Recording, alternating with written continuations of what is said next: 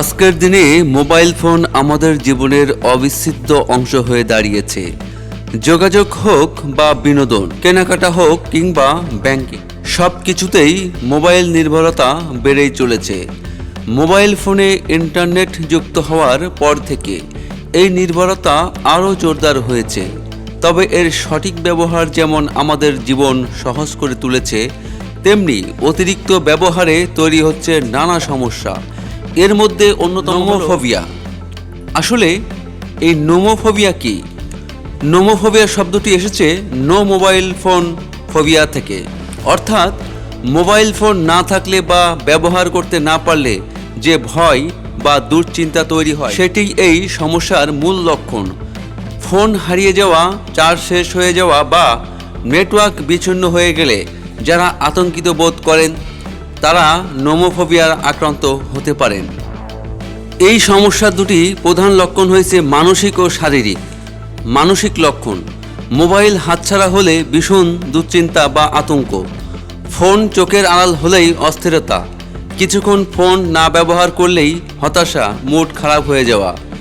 শারীরিক লক্ষণ: কাঁপুনি, ঘাম, শ্বাসকষ্ট, কোনো কারণ ছাড়াই মাথা ব্যথা বা অজ্ঞান হয়ে যাওয়া, অতিরিক্ত মানসিক চাপে শরীর ভেঙে পড়া।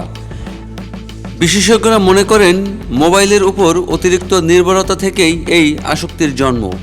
সামাজিক যোগাযোগ মাধ্যম, গেম, বিনোদন সব কিছুই হাতের মুঠোয় পাওয়ার ফলে মোবাইলকে বাদ দিয়ে জীবন কল্পনায় করা কঠিন হয়ে গেছে।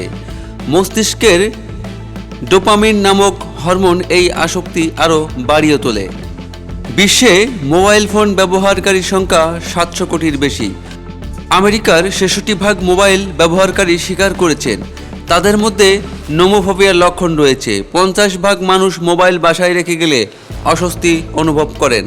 69% ব্যবহারকারী ঘুম থেকে উঠে প্রথমে মোবাইল চেক করেন। এই সমস্যা কী রোগ? বর্তমানে নোমোফোবিয়া এখনও আন্তর্জাতিকভাবে স্বীকৃত কোনো মানসিক রোগ নয়। তবে উপসর্গগুলো যদি দীর্ঘদিন স্থায়ী হয়, 6 মাসের বেশি, তাহলে মনোরোগ বিশেষজ্ঞের পরামর্শ নেওয়া জরুরি। 2015 সালে আইও স্টেট ইউনিভার্সিটির এক শিক্ষার্থী এই ফোবিয়ার লক্ষণ চিহ্নিত করতে একটি প্রশ্নমালা তৈরি করেন, যা শত শত শিক্ষার্থীর উপর প্রয়োগ করে ইতিবাচক ফলও পেয়েছিলেন। রাতে ঘুমানোর আগে মোবাইল ব্যবহার না করা, দিনে কিছু সময় ইচ্ছাকৃতভাবে ফোন থেকে দূরে থাকা, প্রয়োজন হলে সোশ্যাল মিডিয়া ব্যবহার কমানো, বাইরে বের হলে মাঝে মাঝে ফোন বাসায় রেখে যাওয়া। প্রযুক্তি আমাদের জীবনকে সহজ করার জন্য তৈরি হয়েছে, তার উপর নির্ভরশীল হওয়ায় সমস্যা নেই। তবে তার আসক্তিতে হারিয়ে গেলে সমস্যা শুরু হয়। মোবাইলের প্রয়োজনীয়তা মেনে নিয়ে তার সীমারেখা তৈরি করাই এখন সময়ের দাবি।